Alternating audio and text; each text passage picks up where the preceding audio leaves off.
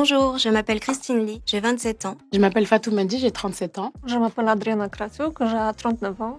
J'ai été diagnostiquée du lupus en février 2020 à l'hôpital Cochin. On m'a diagnostiqué mon lupus en avril 2012 en Martinique. J'ai été diagnosée en 2013 en Pologne.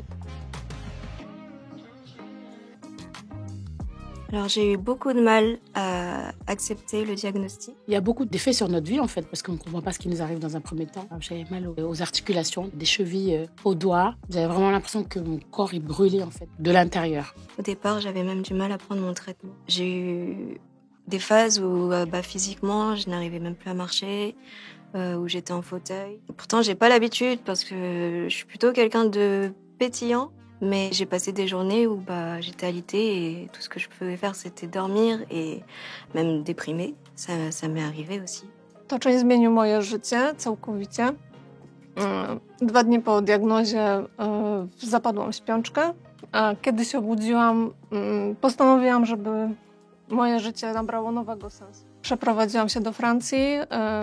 Bardzo się cieszę, że jestem tutaj, że mam to szczęście spotkać ludzi, którzy dają mi bardzo dużo energii, bardzo dużo pozytywnych wibracji i jestem naprawdę szczęśliwa, że mogę tu być.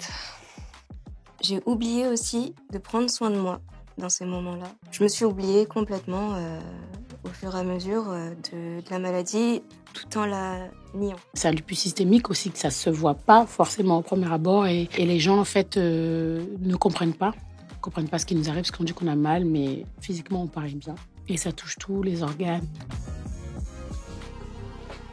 Je connais beaucoup de maquillage à Magali. Je suis très contente que je peux participer à ce projet. Avoir un massage ou ne serait-ce qu'un moment de détente, sortir de la douche, m'hydrater la peau tranquillement. Déjà, ça, c'est un moment de détente pour moi. Moi, j'ai un lupus systémique.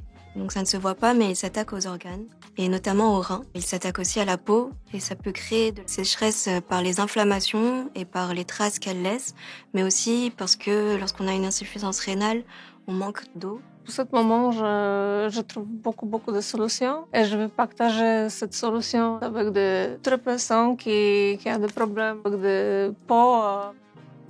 Donc dans un premier temps, je ne pouvais pas trop en parler, à part à mon cercle proche.